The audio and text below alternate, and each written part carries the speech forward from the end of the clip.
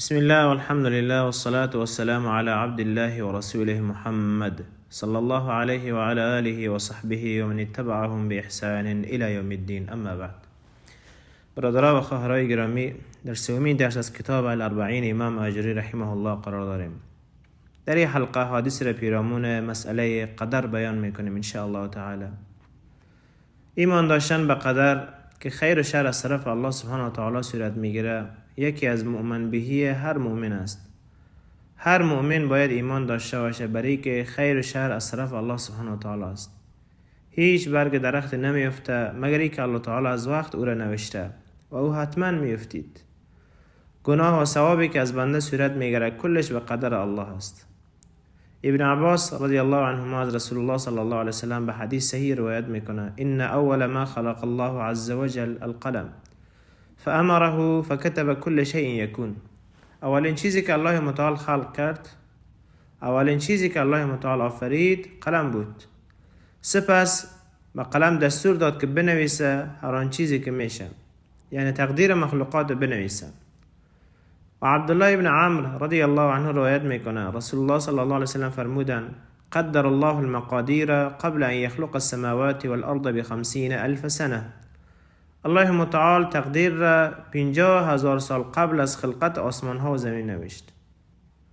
در حدیث دیگر وضاحت داده شده اولین چیزی که الله متعال آفرید قلم بود. بزرگی قلم الله متعال خودش میدانه. در بعض از روایات به اندازه بین آسمان ها و زمین گفته شده. الله تعالی اعلم. بعد از اینکه الله متعال قلم آفرید، رنگ قلم یعنی دواد خلق کرد و بعدش الواح یا کتاب آفرید. بعد بر قلم دستور داد که تقدیر را بنویسه و او نوشت. از این خاطر تقدیر همه مخلوقات 50,000 سال قبل از خلقت آسمان ها و زمین نوشته شده و در کتابی که در نزد الله متعال می باشه در اونجا محفوظ است که مشهور به لوح المحفوظ میگیم. در اون کتاب حتی از برگ یک درختی که در مشرق یا مغرب زمین واقع است نوشته شده و از سقوط او نوشته شده چی صورت میگیره. هر آن چیزی که در این دنیا صورت میگیره کلش به لوح محفوظ نوشته شده. همین که ما سخن میزنم با شما و شما گوش میکنه، اینمی گپ زدنم را الله متعال 50,000 سال قبل از خلقت آسمان ها و زمین نوشته بود. سبحان الله. قدر، چنانچه امام آجری در کتاب خود الشریعه از زید بن اسلم روایت میکنه، قدر یعنی قدرت الله متعال. کسی که قدر را تکذیب کنه یعنی قدرت الله متعال انکار کرده. اولین طایفه اهل بدعتی که در اسلام ظهور کردن قدریه ها بودند که در اخیر عصر صحابه که بعضی از صحابه امثال عبدالله ابن عباس و عبدالله ابن عمر و حذیفه ابن یمان و ابی ابن کعب زنده بودند به وجود آمد. قدریه ها دو فرقه بودند. فرقه از اونها میگفتن که خیر و شری که در زندگی ما صورت میگیره از ثواب و گناه از طرف خود ما میشه، یعنی معاذ الله در علم الله متعال از ازل هیچ چیز نبوده. و طایفه دومی گفتن خیر از طرف الله و شر از طرف خود ما میشه، یعنی الله نمیدانسته در فلان روز و فلان ساعت از ما این گناه سر میزنه و ما این شر انجام میتیم. معاذ الله، به الله پناه میبریم از این کفر. این هر دو طایفه کافر شدن چون وقتی تقدیر را انکار کردن یعنی علم را از الله متعال ساقط کردن. در این مورد سه حدیثی که امام آجری رحمه الله در کتاب خود الاربعین آورده میخوانیم ان شاء الله تعالی. حدیث اولی که امام آجری رحمه الله آورده به روایتی که از تابعی بزرگوار یحیی ابن یعمر رحمه الله او روایت میکنه. میفرماید: اول من قال في هذا القدر بالبصره معبد الجهنی. اولین کسی که در مسئله قدر سخن گفت در شهر بصره عراق کسی بود به نام معبد الجهنی. فانطلقت أنا وحميد بن عبد الرحمن الحميري حاجين أو معتمرين، فقلنا لو لقينا أحد من أصحاب رسول الله صلى الله عليه وسلم فسألناه عما يقول هؤلاء في القدر. میفرماید ما و حمید یکی از تابعین میباشه به قصد عمره یا حج روانه شدیم طرف مکه و بین هم گفتیم که اگر یکی از یاران رسول صلی الله علیه وسلم دیدیم از اونها در مسئله قدر پرسان خواهیم کرد. فوافقنا عبد الله ابن عمر داخل المسجد فاكتنفته أنا وصاحبي أحدنا عن يمينه والآخر عن يساره فظننت أن صاحبي سيكل الكلام إلي میفرماید که ما با عبدالله ابن عمر داخل مسجد روبرو شدیم با او و در نزدش نشستیم، یکی ما از طرف راست و یکی از طرف چپ در کنارش نشستیم و میفرماید من تو گمان کردم که رفیقم که هست سخن بر من میگذارم که من سخن بزنم و من با صحابی بزرگوار سخن بزنم و از او پرسان بکنم. فقلت، گفتم یا ابا عبدالرحمن انه قد ظهر قبلنا اناس يقرؤون القرآن ويتفقرون العلم ويزعمون ان لا قدر وان الامر انف. گفتم ای ابا عبدالرحمن، کنیه عبدالله ابن عمر رضی الله عنه می باشه. در نزد ما در منطقه ما مردمی پیدا شدن که قرآن می خوانن و علم می آموزن و ایتو میگن که قدر نیست و ان الامر انف و هر چیزی که میشه یعنی ای در علم نبوده، از قبل نوشتن شده نبود، در تقدیر نبوده و ای است خود چیزی است که ما خودم انجام میدیم. عبدالله ابن عمر رضی الله عنه میگه فاذا لقيتموهم فاخبروهم اني منهم بريء وانهم مني براء. اگر با اونها روبرو شدیم و اونها خبر بدین که ما از اونها بیزار هستم و اونها از من بیزار هستند. والذي يحلف به عبد الله ابن عمر لو كان لأحدهم ملء الأرض ذهبا فأنفقه في سبيل الله ما قبل الله عز وجل منه حتى يؤمن بالقدر. و عبدالله ابن عمر قسم میخوره، میگه قسم به الله که اگر هر کدام از اونها به اندازه پوری زمین طلا داشته باشن او را در راه الله نفقه کنن تا زمانی که به قدر ایمان نیارن الله تعالی از اونها قبول نمیکنه. سپس روایتی را از پدرش عمر ابن خطاب رضی الله عنه روایت میکنه، میفرماید بينما نحن عند رسول الله صلى الله عليه وسلم اذ طلع علينا رجل شديد بياض الثياب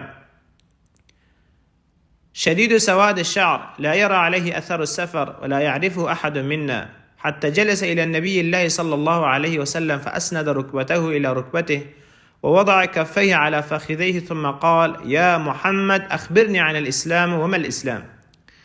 عمر رضی الله عنه میگه ما در نزد رسول صلی الله علیه و سلم نشسته بودیم که مردی آمد، لباسهای بسیار سفید، موهای بسیار سیاه و در حالی که اثر سفر هم به او دیده نمیشد و یکی از ما او را نمیشناختیم. این خیلی جالب بود، کسی که ما او را نمیشناسیم و از منطقه دور آمده و اثر سفر هم در او دیده نمیشه.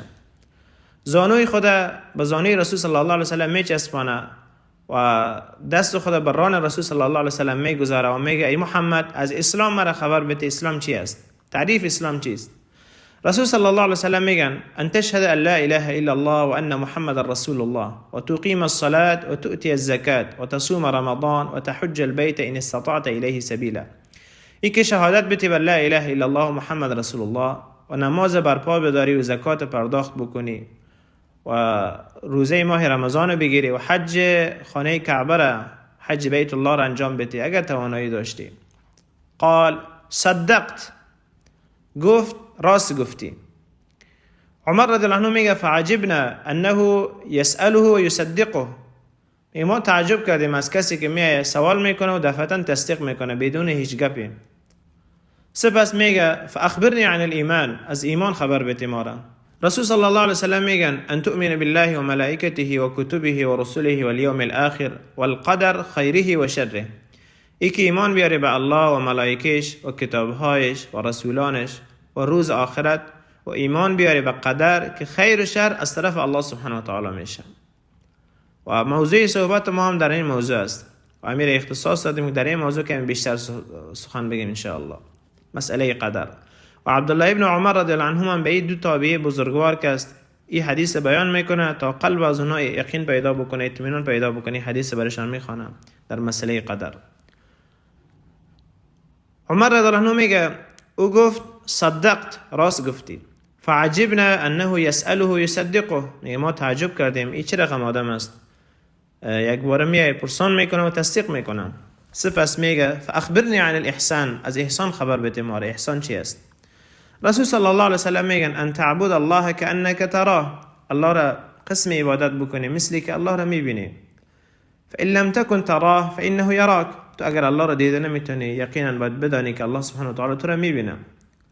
و یعنی الله را برویش احسن عبادت بکنی، برویش نیکوی عبادت بکنی، در عباداتت خشوع و خضوع باشه، حالت فروتنی در تو باشه و با ترس عبادت بکنی. وقتی نماز میخوانی به آیات قرآن تأمل بکنی، در سجده های طولانی باشه، در دعاهایت، در تسبیحاتی که میگی، در معنایش دقت بکنی. یعنی عبادتی که انجام میدی مثلی که الله تعالی رو میبینیم، مثلی که الله سبحانه و تعالی رو میبینیم. چون انسان ها در دنیا الله رو دیده نمیتونن. الله تعالی میگه لا تدرک الابصار و هو یدرک الابصار. در دنیا کسی الله رو دیده نمیتونه و الله است که همه رو میبینه. و در آخرت الله سبحانه و تعالی چهره زیبای خود به مؤمنین نشان میده ان شاء الله. الله سبحانه و تعالی دیدار خود به ما نصیب بکنه. عمر رضی الله عنه میگه صدقت. این میگه این نفر با رسول صلی الله علیه و سلم گفت راست گفتی. فاخبرنی عن الساعه. گفت از قیامت مرا خبر بده. رسول صلی الله علیه و سلم گفتن ما المسئول عنها باعلم من السائل. کسی که سوال شده داناتر از سوال کننده نیست. من از تو بیشتر نمیدانم در این مورد. عمر رضی الله عنه میگه ما مقدر نشستیم ثم قال لي رسول الله صلی الله علیه و سلم یا عمر هل تدری من السائل. گفتن ای عمر آیا میدانی این سوال کننده چی کسی بود؟ فقلت الله و رسوله اعلم. میگه ما گفتیم که الله و رسولش بهتر میدانم. رسول صلی الله علیه و سلم گفتن فانه جبریل علیه السلام اتاکم یعلمکم امر دینکم. این جبریل بود، آمده بود تا دین شما را به شما یاد بده. حدیث بعدی که امام ماجری در کتاب خود آورده از عبدالله بن مسعود رضی الله عنه روایت میکنه که او از رسول الله صلی الله علیه و سلم روایت کرده ان خلق احدکم یجمع فی بطن امه 40 لیله. خلقت یکی از شما در شکم مادر 40 شب است. یعنی انسان وقتی با همسر خود نزدیک میشه و آب منی هر دو با هم یکجا میشه، وقتی که الله متعال اراده خلقت فرزندی را بکنه، این آب منی به صورت متفرق در رحم زن 40 شب میمونه. ثم يكون علقة مثل ذلك ثم يكون مضغة مثل ذلك. سپس این آب منی که هست در نطفه قرار داره، در مدت 40 روز دیگه این خون بسته تبدیل میشه. در مدت 40 روز به خون بسته تبدیل میشه. سپس به 40 روز دیگری به تکه گوشت تبدیل میشه. یعنی 3 مرحله 40 روز سپری میشه که 120 روز است، 4 ماه. بعدش الله سبحانه و تعالی ملک میفرسته. ثم يبعث الله عز وجل إليه ملكا فيؤمر ب4 كلمات فيكتب عمله وأجله ورزقه وشقي أم سعيد. سپس الله سبحانه و تعالی ملک میفرسته که او بر 4 چیز مأمور شده که بنویسه. عملش هم مینویسه، هر آنچه که انجام میده و برش میآید. تاریخ مرگش هم مینویسه و رزقش هم مینویسه، چقدر به دست میاره، از کجا برش میآید، از حلال یا حرام، رزقش زیاد میباشه یا کم. همه آنچه که مربوط به رزق میشه مینویسه و جنتی و دوزخی بودنش هم مینویسه. و این نوشته ها در حقیقت الله تعالی از وقت به انسان نوشته بود، لیکن در اینجا ملک از همون چیزی که در لوح محفوظ نوشته بود کاپی کرده میاره. چنانچه الله تعالی میگه انا كنا نستنسخ ما کنتم تعملون. هر آنچه را شما انجام میدادین ما از لوح محفوظ کاپی میکردیم و آنچه صورت میگرفت همه بر علم الله متعال از ازل بود. بعد رسول الله صلی الله علیه وسلم میگن فإن أحدكم ليعمل بعمل أهل الجنة حتى ما يكون بينه وبينها إلا ذراع فيسبق عليه الكتاب فيعمل بعمل أهل النار فيدخل النار. یکی از شما عمل جنتی ها را آنقدر انجام میده تا جایی که بین او و جنت چیزی نمیمانه جز اندازه 1 ذراع. آنچه در کتاب است برای سبقت میکنه، یک عملی را انجام میده که خود مستحق آتش میکنه و وارد آتش میشه. و این احدکم لیعمل بعمل اهل النار حتى ما يكون بينه وبينها الا ذراع فيسبق عليه الكتاب فيعمل بعمل اهل الجنه فيدخلها. و همه قسم یکی از شما عمل دوزخی ها را انجام میده تا جایی که بین او و آتش چیزی باقی نمیمانه جز 1 ذراع، لیکن تقدیری که برش نوشته شده سبقت میکنه، عملی را انجام میده که وارد بهشت میشه. از این خاطر خاتمه هیچ انسان معلوم نیست. انسان‌هایی را ما دیدیم 1 عمر بندگی الله را کردن لیکن در آخر با کفر از دنیا رفتن. و همه قسم مردمی را دیدیم که 1 عمر در کفر و شرک و معصیت بودن لیکن آخرشان به نیکی تمام شد. از همین خاطر سلف و صالحین به خاطر ترس از سوی خاتمه زار گریه میکردن. الله متعال خاتمه ما شما را با توحید بگرداند. در یکی از روزها سفیان ثوری رحمه الله، یکی از ائمه اهل سنت، گریان میکنه. از او پرسان میکنن چرا گریان میکنی؟ آیا به خاطر گناهان؟ میگه گناه مثل خشت خام است که آب بریزی میریزه، یعنی توبه بکنی انشاءالله الله میبخشه. لیکن من از چیزی که میترسم او از خاتمه ایم است. نمیدانم که خاتمه بر چی میشه، بر توحید میشه یا بر شرک و کفر میشه. این ترس از خاتمه رو باید هر مؤمن داشته باشه. هر مؤمن باید بترسه از خاتمهش که خاتمهش بر چی چیزی صورت میگیره. آخرین حدیثی که از کتاب الاربعین میخوانیم حدیثی است که علی بن ابی طالب رضی الله عنه روایت میکنه. میفرماید كنا في جنازة في بقيع الغرقد فأتانا رسول الله صلى الله عليه وسلم فقعد وقعدنا حوله ومعه مخصرة فنكس رأسه فجعل ينكت في الأرض بمخصرته ثم قال. علی رضی الله عنه میگه ما در جنازه در بقیع بودیم که رسول صلی الله علیه وسلم آمدن نشستن و ما هم گردشان نشستیم و رسول صلی الله علیه وسلم عصای به دست داشتن که عصا را به زمین میزدن و سرشان پایین بود، یعنی بسیار اندوهگین بودن و فکر میکردن. سپس سر خود بالا کردن و فرمودن ما منکم من احد من نفس منفوسة الا وقد كتب مكانها من الجنة والنار والا قد كتبت شقیة او سعیدة. فرمودن نیست یکی از شما که از پیش جایگاهش نوشته شده که جنتی است یا دوزخی و نوشته شده که این انسان خوشبخت است یا بدبخت، یعنی خوشبختی یا بدبختی آخرت. علی رضی الله عنه میگه مردی گفت یا رسول الله افلا نتکل على کتابنا و ندع العمل فمن كان منا من اهل السعاده فسيسير الى عمل اهل السعاده ومن كان منا من اهل الشقاء فسيسير الى عمل اهل الشقاء. آیا تکیه بر تقدیر ما نکنیم و عمل ترک نکنیم؟ اگر کسی از ما اهل سعادت و نیکبختی باشه عمل آنها را انجام میده، اگر کسی از ما اهل شقاوت و بدبختی باشه عمل آنها را انجام میده. یعنی منظورش این بود یا رسول الله ما چی کنیم عمل کرده وقتی که تقدیر همه چیز نوشته شده باشه؟ رسول صلی الله علیه وسلم فرمودن اعملوا فكل ميسر اما اهل السعاده فييسرون لعمل اهل السعاده و اما اهل الشقاوه فييسرون لعمل اهل الشقاوه. فرمودن عمل کنید، شما عمل خود انجام بدین، سعی تلاش خود بکنین. هر کس آنچه برش نوشته شده آسان میشه، یعنی بر هر کس هر چی نوشته شده همه چیز برش آسان میشه. اهل سعادت برای انجام عمل جنتی ها برشان آسان میشه و به اهل بدبخت و شقاوت راه برای انجام عمل دوزخی ها برشان آسان میشه.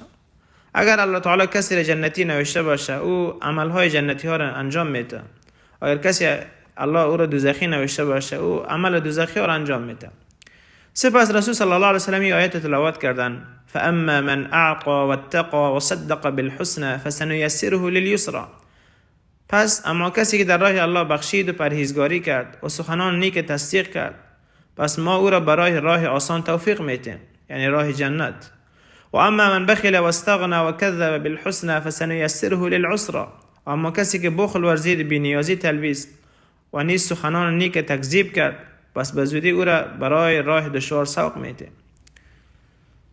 برادرای عزیز، مسئله قدر از امور غیبی است و از قدرت الله متعال می باشه. اموری است که عقل ما نمیتونه به او درک و فهم کنه. پس هر چیزی را که الله متعال در کتاب خود بیان کرده یا رسول صلی الله علیه وسلم بر ما گفتن از ما قبول کردن و ایمان آوردن به او است. مسئله قدر همین قسم است. همین شکلی که در قرآن و حدیث گفته شده و صحابه و ائمه که از آنها پیروی کردند همین قسم بر مردم تفسیر میکردن. از این بیشتر کسی نمیدانه. و این را بدانین که الله متعال هرگز بر بنده خود به اندازه مثقال ذره ظلم نمیکنه. ان الله لا یظلم مثقال ذره. و این را خود بدانین که اگر الله سبحانه و تعالی کل اهل آسمان ها و زمین عذاب بده والله العظیم ظلم نکرده و قادر مطلق است. از الله تعالی پرسیده نمیشه چرا این کار کرد، بلکه از مخلوقاتش پرسیده میشه. لا یسأل عما یفعل هم یسألون. ما و شما بندگان الله هستیم، ایمان داریم به کل آنچه در کتاب و سنت گفته شده. به طور مثال الله سبحانه و تعالی در کتاب خود در آیات زیادی ما و شما را امر کرده که از او بخواهیم. میگه وقل ادعوني استجب لكم واذا سألك عبادي عني فاني قريب اجيب دعوة الداعي اذا دعان. الله سبحانه و تعالی میگه از من بخواین اجابت میکنم. و در مسئله قصه یونس علیه السلام الله تعالی میگه فلولا انه كان من المسبحين للبث في بطنه الى يوم يبعثون. اگر یونس علیه السلام تسبیح الله را نمیگفت تا روز قیامت در شکم ماهی میمان. بله برادر، در تقدیر یونس علیه السلام الله نوشته بود که در شکم ماهی میفته و تسبیح الله را میگه تا که الله تعالی او را از اونجا خارج میسازه. از صحابه روایت زیاد است که میفرمایند الله متعال وقتی بر قلم دستور نوشتن تقدیر را داد، از او جمله گفت بنویس تبت ید ابی لهب و تب، بریده و هلاک باد هر دو دست ابی لهب. صحابه تو مثال ها بر مسلمانان میدادند تا در مسئله قدر کسی بر شک باقی نمانه و این مسئله در قلب هر مؤمن جای بگیره. این یقینی است، حقیقت است. والله اگر ایمان انسان بر تقدیر محکم و استوار باشه، دیگه تشویش های انسان کم میشه. افسوس به گذشته هرگز نمیخوره. افسوس به این نمیخوره چرا این کار کردم، چرا ای تو شد، نباید تو میکردم. از این قسم تشویش ها و حسرت ها قلب انسان آرام میشه و قدرت و عظمت الله متعال در قلب انسان جای میگیره و حالت شکسته و عجز و تضرع برای الله متعال به انسان دست میده. انسان عاجز میشه، انسان ضعف خود میبینه که چقدر ضعیف است، چقدر عاجز است و قدرت مطلق به دست الله متعال سبحانه و تعالی میباشه. الله سبحانه و تعالی ایمان های ما را سالم نگه داره. الله تعالی امور ما را اصلاح کنه و خاتمه ما را با توحید بگردانه. سبحانك اللهم بحمدك اشهد ان لا اله الا انت استغفرك واتوب اليك واخر دعوانا الحمد لله رب العالمين وصلى الله وسلم على سيدنا محمد وعلى اله وصحبه اجمعين امين برحمتك يا ارحم الراحمين.